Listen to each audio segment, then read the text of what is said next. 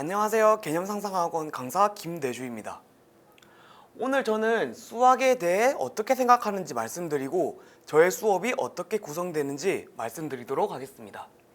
개념의 뼈대부터 오답의 마침표까지 시작하겠습니다. 우선 목차를 살펴보시면 첫 번째, 왜 자꾸 기억이 안 날까? 두 번째, 학습의 주관성. 챕터 1, 2에서는 수학에 대해서 제가 어떻게 생각하는지 말씀드리고 수학을 학습할 때 무엇을 중요시해야 되는지를 말씀드리도록 하겠습니다. 그리고 그것을 기반으로 하여 챕터 3, 개념의 뼈대부터 챕터 4, 오답의 마침표까지 수업을 어떻게 구성해 나갈지 말씀드리겠습니다. 챕터 1, 왜 자꾸 기억이 안 날까? 우리 학생들 공부는 정말 열심히 하는데 막상 문제가 풀 때가 되거나 특히 시험에 되면 다들 기억이 안 나죠. 특히 우리 문제 풀 때 가장 많이 하는 말 뭐예요? 자, 아 맞다. 아 이거 아는 건데. 이런 말 너무 많이 합니다. 그죠? 이런 이유가 단순히 여러분들이 꼼꼼히 공부하지 않아서 문제를 덜 풀어서 그런 걸까요? 그러면 꼼꼼히 공부하지 않았다면 도대체 어떻게 공부해야 꼼꼼히 공부하는 건가요? 자, 그 이유는 바로 여러분들이 학습 내용에 의미를 부여하지 않아서입니다. 여러분들이 꼼꼼하게 공부한다는 것은 학습 내용에 자신만의 의미를 부여해서 기억에 저장해야 된다는 거죠. 그렇게 하지 않으면 아무래도 까먹기가 쉬울 수밖에 없다 이 말입니다. 자, 우리 어린 왕자 혹시 읽어보셨나요?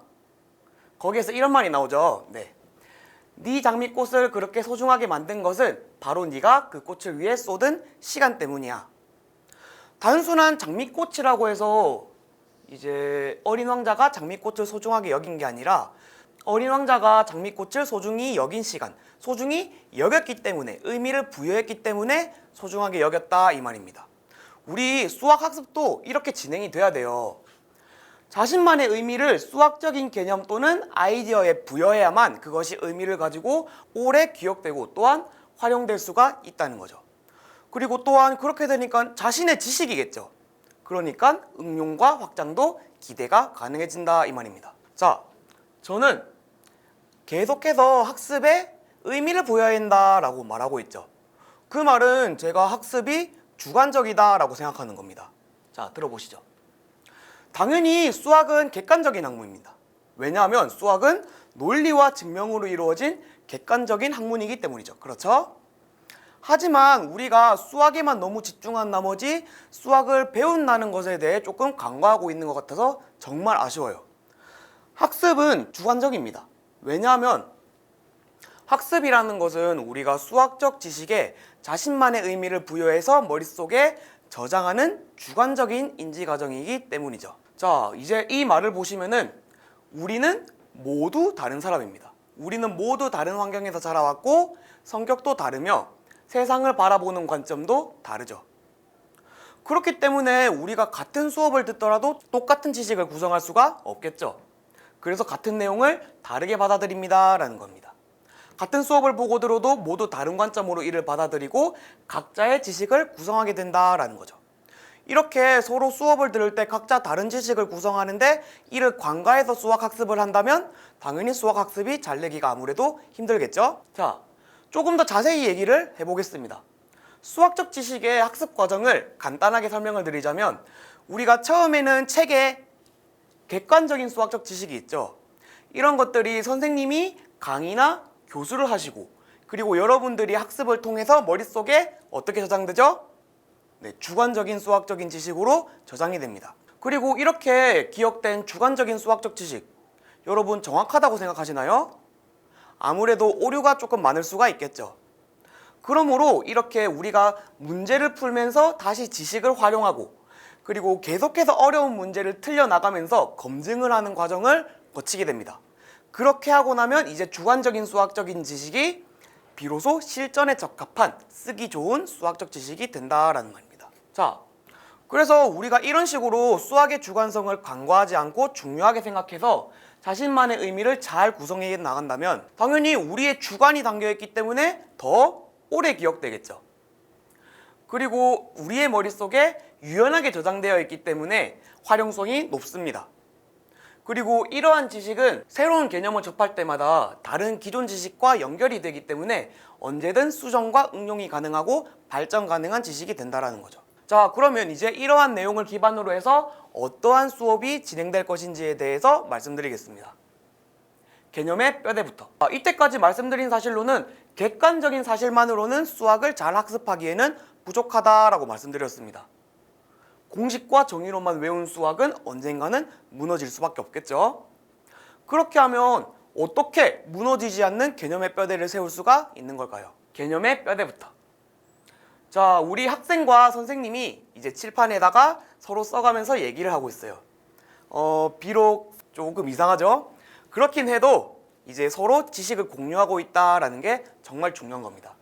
첫 번째, 관점을 공유해야 한다는 겁니다. 학생들이 지식에 대해 의미를 부여하도록 유도하기 위해서는 우선은 강사가 먼저 자신이 이러한 수학적인 지식에 대해 어떠한 생각을 가지고 있는지 먼저 보여줄 필요가 있어요.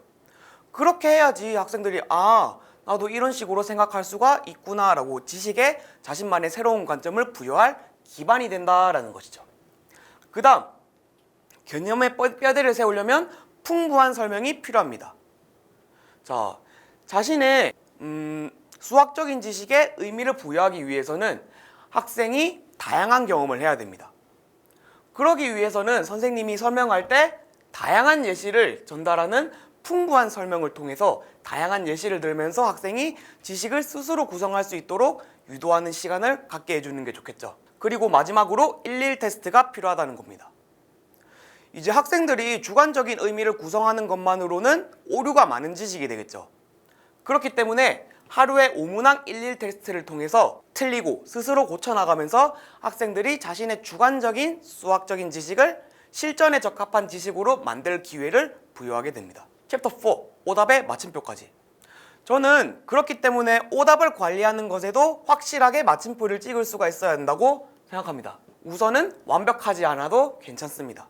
수학에 대한 자신만의 의미는 주관적이기 때문에 언제든 틀릴 수가 있기 때문이죠. 하지만 그렇기 때문에 더더욱 발전이 가능합니다. 오답은 가장 훌륭한 교보제라고 하죠. 오답을 통해서 우리는 성장의 기회를 받을 수가 있으며 보다 더 발전할 수 있는 가능성이 있습니다. 오답의 마침표까지. 체계적인 오답 관리 시스템을 통해서 지속적으로 성장하도록 하겠습니다. 첫 번째, 일일 테스트.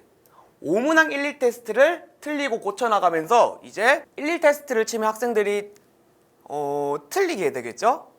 그럼 그런 틀린 것들을 스스로 고쳐나가면서 오답을 수정하면서 학생들이 지식을 검증하는 기회를 가지게 됩니다.